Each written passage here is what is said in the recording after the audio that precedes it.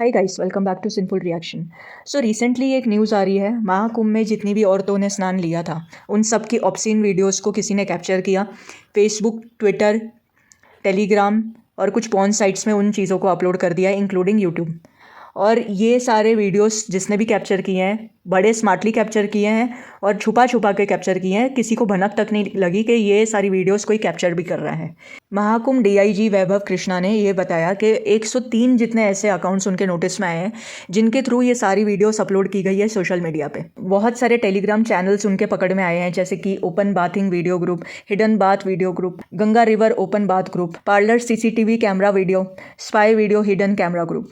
और ये सारी वीडियोस को एक्सेस अगर किसी को भी करना है, मिनिमम 2000 से लेके 9000 तक का पेमेंट, डॉलर्स की अगर बात करूँ तो $10 से लेके $200 तक अगर कोई बंदा पे करता है तो ये सारी वीडियोस का एक्सेस उसे मिल जाएगा। टेलीमेट्रिक की एक रिपोर्ट भी सामने आई है जिसमें ये बताया गया है कि ओपन बाथिंग नाम से बहुत सारे सर्चेस किए गए थे फेब मंथ के अंदर, और ये सारे सर्चेस इंडिया से ही किए गए थे। इस टॉपिक से रिलेटेड जब मैं सर्च कर रही थी तब मुझे यूट्यूब में भी कुछ ऐसे चैनल्स मिले, जैसे कि ओपन बाथ इंडिया, जिसमें कैप्शंस महाकुंभ से रिलेटेड डाले गए थे। कुछ ऐसे चैनल जैसे कि मगाहिया राजा MMS2, उस चैनल का अगर आप डिस्क्रिप्शन पढ़ोगे तो ये लिखा हुआ है कि ये सारी वीडियोस इन लोगों ने अवेयरनेस देने के लिए लोगों को अपलोड की है कि गंगा रिवर में बात लेना है तो ऐसे कपड़े नहीं पहनने चाहिए। मतलब कितनी ज़्यादा आयरॉनिक बात है। इस चैनल का अगर आप पूरा हिस्ट्री देखोगे तो सबसे पुरानी जो वीडियोज़ है उन सब के थंबनेल देख के, टाइटल देख के ही समझ में आ जाएगा जिसने भी ये चैनल क्रिएट किया है उस बंदे का माइंडसेट क्या है। और ये वीडियोज़ पे बहुत सारे व्यूज़ है, 10,000, 4,000, बहुत सारे व्यूज़। मोनालिसा जो महाकुंभ में बहुत ज़्यादा फेमस हुई थी उसका तक नाम डाल डाल के वीडियोस अपलोड की गई है। तो आप सोचो कि कितना ज़्यादा परवर्टेड और कितना साइकोपैथिक दिमाग है किसी का भी जिसने भी ये अकाउंट को क्रिएट किया हुआ है। ये सारी चीज़ें अगर कम पड़ रही थी तो एक और न्यूज़ सामने आई है पायल मैटरनिटी हॉस्पिटल राजकोट से। जो भी फीमेल पेशेंट अपना एक्सरे कराने जा रही थी या अल्ट्रासाउंड और ब्रेस्ट एग्जाम जैसी चीज़ों को रिकॉर्ड किया गया था सीसीटीवी में, और ये सारी फुटेजेस एटलांटिस और रोमानिया में भेजी गई थी। इस मैटर में 3 लोगों को अरेस्ट किया गया है जिनके नाम है प्रज्वल, चंद्र प्रकाश, राजेश। इसके अलावा पता नहीं कितने लोग इन चीज़ों में इन्वॉल्व हो गए, क्योंकि क्या होता है कि ऐसी सब जो चीज़ें हॉस्पिटल में चल रही होती है तो बहुत बड़े बड़े ऑफिशियल्स भी कहीं ना कहीं इन्वॉल्व होते हैं, लेकिन वो अपने आप को बचा लेते हैं और छोटे लेवल के लोगों को आगे कर देते हैं। हॉस्पिटल की अथॉरिटी से जब पूछा गया तो ये बोला उन लोगों ने कि सीसीटीवी को हैक किया गया और फिर बाद में फुटेजेस जो है वो लीक की गई। एक टीम हमारी सांगली गई थी और एक टीम हमारी प्रयागराज गई थी और एक टीम हमारी गुड़गांव भी गई थी। तो कल रात को वो सब कुछ वहाँ की लोकल पुलिस की मदद से आज सुबह हमने ऑपरेशन किया और तीनों जगह से हमें तीनों मेन आरोपी को पकड़ा गया। आरोपियों के नाम हैं, वो प्रज्वल अशोक पेली लातूर का रहने वाला है और वो मेन मास्टरमाइंड है। वो वर्चुअल नंबर से रोमानिया और अटलांटा में हैकर्स के संपर्क में था और वो वीडियोस आगे अलग अलग यूट्यूब चैनल्स और टेलीग्राम ग्रुप्स को बेचता था। उसके साथ संपर्क में राजेंद्र पाटिल था। अब सवाल ये उठता है कि जो प्राइवेट एरिया है जहाँ पे किसी लेडी का गायनोकोलॉजिकल एग्जाम चल रहा है, उस जगह पे तो सीसीटीवी होने का कोई मीनिंग ही नहीं है।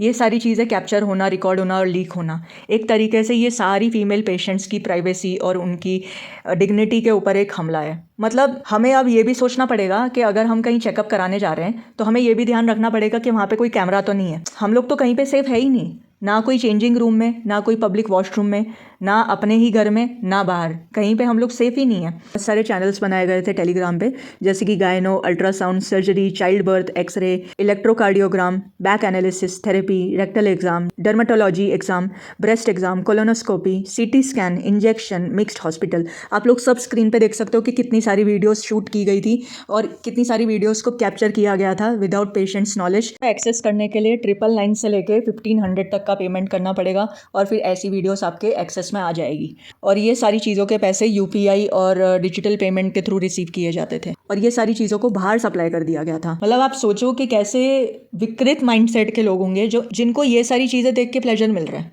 मतलब सोचने वाली बात यह है कि ये सारी चीज़ें कैप्चर करना दिमाग में कैसे आता है, और जो देख रहे हैं वो तो इससे भी महा घटिया लोग हैं। इंस्टाग्राम की कुछ ऐसी रील्स भी सामने आई है जहाँ पे लड़कियाँ खुद अपनी मर्जी से ऐसी वीडियोस को शूट करवा रही हैं।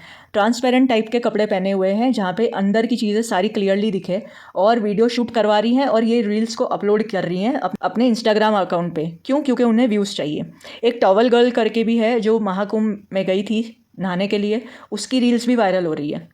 ये सारी चीज़ें तो दिखाता है कि हमारा माइंड इतना ज़्यादा करप्ट हो चुका है, लोगों के मन में कोई डर ही नहीं है कि वो पकड़े जाएंगे।